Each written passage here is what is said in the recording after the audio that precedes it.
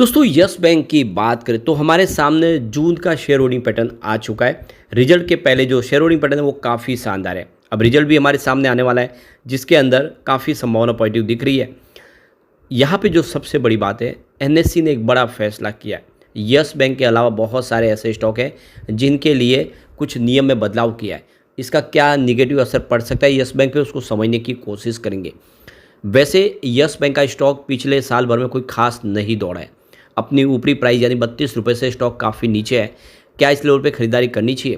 क्योंकि yes bank वैसे अगर आप देखें रिजल्ट के मामले में लगातार बेहतर रिजल्ट भी दे रही है और अपने एनपीए को बहुत नीचे ले आई है। ऐसे में क्या ये स्टॉक वाकई में आने वाले समय मल्टीबैगर बन सकता है? क्या ये 3 डिजिट में जाने की संभावना रखता है? जानने की कोशिश करेंगे इस वीडियो के माध्यम से। लेकिन फ्रेंड, उससे पहले अगर आप पहली बार हमारे चैनल पे आए तो चैनल को सब्सक्राइब कर दीजिए, एक बेल आइकॉन दबा दीजिए ताकि जब भी नया वीडियो बने पहला नोटिफिकेशन आपको मिले। वीडियो पसंद आए तो लाइक शेयर जरूर कीजिए। चलो फ्रेंड्स, वीडियो स्टार्ट करते हैं। मैं हूँ आपका दोस्त एस बी दवे और हमारे अपने चैनल ऑनलाइन कमाई में आपका बहुत बहुत स्वागत है।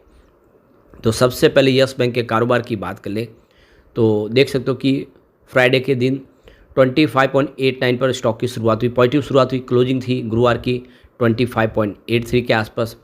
इंट्राडे में 26.24 का हाई भी बना है, यानी कि अच्छी खासी इसने दौड़ लगाने की कोशिश की लेकिन कामयाब हो नहीं पाया और 25.56 का लो बना के यानी अंत में गिरावट के साथ में ही क्लोजिंग हुई 25.63 के आसपास, जहाँ पे 0.77% की गिरावट थी। फिलहाल स्टॉक सीमित दायरे में ट्रेड कर रहा है। अब यहाँ पे जो बड़ी अपडेट निकल के आ रही है, यस बैंक जैसे 1000 स्टॉक के ऊपर एनएससी का एक बड़ा फैसला लिया जा रहा है जिसमें बहुत सारी कंपनियां शामिल है। यस बैंक भी है, सुजलॉन एनर्जी, हुडको, इसके अलावा देखें तो Bharat dynamic, Bharat Hexacom Bharti, RBI infra, NBVCC, Paytm, Inox wind, इस तरह से बहुत सारे स्टॉक के लिए यहाँ पे कुछ नया फैसला लिया गया है। तो एनएससी ने मार्जिन फंडिंग को लेकर बड़ा फैसला लिया है। एनएससी ने मार्जिन फंडिंग के लिए गिरवी रखने के योग्य स्टॉक की लिस्ट में कटौती की है। दरअसल स्टॉक मार्केट में कोलेटरल से जुड़े नियमों का अब सख्त बना दिया गया है, जिसकी वजह से 1 अगस्त से ही 1730 स्टॉक की लिस्ट में से 1010 स्टॉक बाहर होने लगेंगे एक एक करके। यानी ट्रेडर्स और कारोबारी आगे 720 स्टॉक को ही गिरवी रख पाएंगे। यानी अभी तक जो 1730 स्टॉक की लिस्ट है जिसको शेयरों को गिरवी रखा जा सकता है, उसको अब कम करके 720 पे लाया जा रहा है। 1010 स्टॉक है वो इसमें से बाहर निकाला जाएगा इस लिस्ट से। तो बैंक, वित्तीय संस्थान या फिर कोई भी कर्जदाता दिए गए कर्ज को सुरक्षित रखने के लिए कोई एसेट कोलेटरल के रूप में अपने पास रखता है, जिससे कर्ज न चुकाने की स्थिति में इस एसेट की बिक्री से वो अपनी रकम को वापस कर सकते हैं, उसको हासिल कर सकते हैं।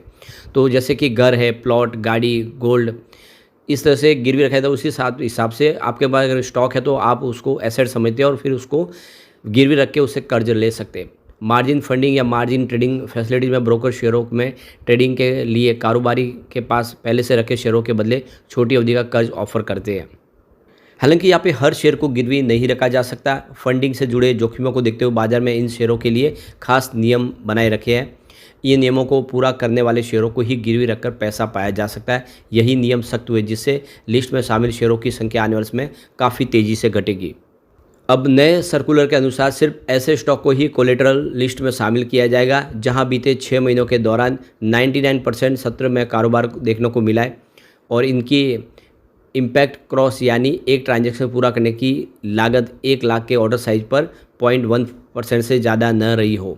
ये नियमों के आधार पर Adani power, yes bank, Suzlon energy, हडको, Bharat dynamics, Bharti Hexacom, IRB infra, NBCC, Paytm, Inox wind, JBM auto सहित कुल ऐसे 1010 स्टॉक इस लिस्ट से बाहर हो जाएंगे। तो मार्जिन ट्रेडिंग का फ़ायदा कारोबारी और ब्रोकेज हाउस दोनों को ही होता है। कारोबारी अपने पास मौजूदा कम रकम के बावजूद ज़्यादा बड़े सौदे कर सकता है क्योंकि ब्रोकर उन्हें अतिरिक्त फंड देने के लिए तैयार रहते हैं। वही ब्रोकर को भी ब्याज के रूप में अतिरिक्त इनकम हो जाती है। नए फैसले के बाद अब फंडिंग से जुड़े जोखिम घटेंगे क्योंकि नियमों के लागू होने के बाद लिस्ट में ऐसे स्टॉक होंगे जिनकी लिक्विडिटी काफ़ी अधिक होगी, जो मजबूत स्टॉक माने जाते हैं। तो यहाँ पे देख लो कि इसी को लेकर यहाँ पे एचडीएफसी सिक्योरिटीज़ के डायरेक्टर आशीष राठी ने कहा कि निवेशक अपने शेयर ब्रोकर के पास गिरवी रखते हैं, फिर ब्रोकर इन शेयरों को क्लियरिंग कॉरपोरेशन के पास गिरवी रखता है। नए नियमों के बाद क्लियरिंग कॉरपोरेशन के पास शेयरों के गिरवी रखे जाने की प्रक्रिया पर असर पड़ेगा, क्योंकि कॉरपोरेशन अब पहले के मुकाबले कम शेयरों को ही स्वीकार करेगा। हालांकि उन्होंने कहा है कि इसका मार्जिन ट्रेडिंग की फैसिलिटी बुक पर खास असर नहीं पड़ेगा, क्योंकि मजबूत और लिक्विड स्टॉक लिस्ट में बने रहेंगे। तो यहाँ पे यस बैंक और सुइलोन जैसे स्टॉक फिलहाल इस लिस्ट से बाहर हो जाएंगे, उनको गिरवी नहीं रखा जा सकता। आपके पास अगर शेयर है तो उसको आप गिरवी नहीं रख सकते। तो आप देखिए रिस्क को देखते हुए एनएससी ने ये बड़ा फैसला किया है। अब यहाँ पे यस बैंक की बात करें तो जून क्वार्टर के म्यूचुअल फंड और दूसरे एफआईडीआई के आंकड़े हमारे सामने आ चुके हैं। तो यहाँ पे एफआई और एफपीआई की तरफ से निवेश को बढ़ाया गया है, उनकी संख्या बढ़ी है। आप देख सकते हो कि 22.01% की होल्डिंग थी मार्च क्वार्टर में, जो जून में बढ़ के 27.08% हो चुकी है। यानी जम के खरीदारी की एफआई ने इस स्टॉक के अंदर। साथ में यहाँ पे एफआई की संख्या भी बढ़ी है। पहले 563 थे मार्च क्वार्टर में, जो बढ़ के 557 थे, जो बढ़ के 563 हो चुके। यानी एफआई की संख्या में भी अच्छी खासी वृद्धि हुई है। इसके अलावा म्यूचुअल फंड की होल्डिंग यहाँ पे अनचेंज है, फिलहाल 0.19% के आसपास है, जो मार्च में भी थी। इसके अलावा जो म्यूचुअल फंड की जो यहाँ पे संख्या है वो भी फिलहाल अनचेंज है। लेकिन इंस्टीट्यूशनल इन्वेस्टर ने अपनी होल्डिंग को इंक्रीज किया है। 63.74% की होल्डिंग थी मार्च में, जो जून में बढ़ के 65.39% हो चुकी है। तो भले ही म्यूचुअल फंड ने अपना निवेश न बढ़ाया हो, लेकिन एफआई की तरफ से और डीआई की तरफ से निवेश को काफ़ी अच्छा बढ़ाया गया है।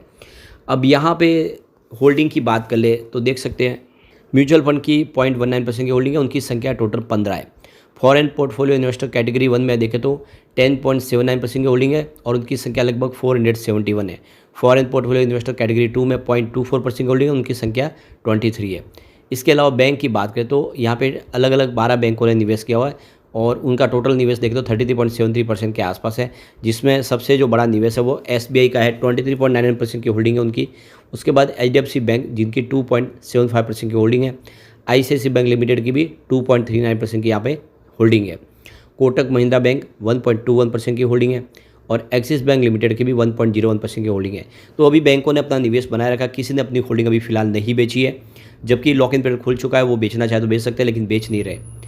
अब यहाँ पे सबसे जो बड़ी बात है कि कोटक महिंद्रा बैंक खुद कह रहे हैं रिटेल इन्वेस्टर कि आपको शेयर बेच देने चाहिए, लेकिन वो खुद यहाँ पे अपनी होल्डिंग बना के रखे वो 1.21% की। ये गौर करने वाली बात है। यहाँ पे एलआईसी का भी काफ़ी बड़ा निवेश है, करीब 3.98% की होल्डिंग एलआईसी की है। यहाँ पे फॉरेन डायरेक्ट इन्वेस्टमेंट भी है, जिसमें आप देखें तो एफडीआई के माध्यम से निवेश किया है।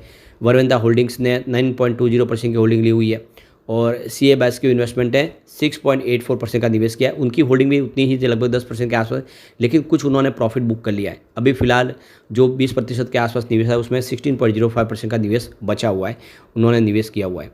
अब यहाँ पे देख सकते हो कि 20 जुलाई को यस बैंक का रिजल्ट भी आने वाला है। साथ में Kotak Mahindra bank, JK cement, Poonawalla Fincorp, RBL bank. Result की संभावनाओं को देखें तो लगातार बेहतर रिजल्ट हमने देखे हैं यस बैंक में। 2021 की बात कर ले तो यहाँ पे देख सकते हो कि 23.15 थाउजेंड करोड़ का रेवेन्यू था, परंतु बैंक को 3.49 थाउजेंड करोड़ का लॉस हुआ था। 2022 की बात कर ले तो रेवेन्यू थोड़ा सा घट के 22.42 थाउजेंड करोड़ तक आ गया, लेकिन प्रॉफिट हुआ 1.06 थाउजेंड करोड़ का। 2023 की बात कर ले तो रेवेन्यू बढ़ के 26.83 थाउजेंड करोड़ तक पहुँच गया, प्रॉफिट गिर के 0.74 थाउजेंड करोड़ तक आया। तो यहाँ पे रेवेन्यू बढ़ा लेकिन प्रॉफिट गिरा। 2024 बहुत ही शानदार रहा, रेवेन्यू सीधा बढ़ के 32.96 थाउजेंड करोड़ तक पहुँच गया और प्रॉफिट बढ़ते हुए 1.29 थाउजेंड करोड़ तक पहुँच गया। पिछले 3-4 सालों में सबसे शानदार प्रॉफिट है और आशा है कि इस बार भी रिजल्ट बेहतर होगा, उसके बाद में एक अच्छी तेज़ी देखने को मिल सकती है।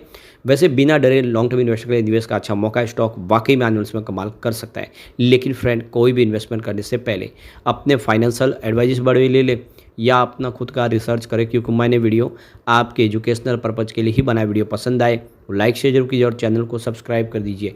Thank you friends.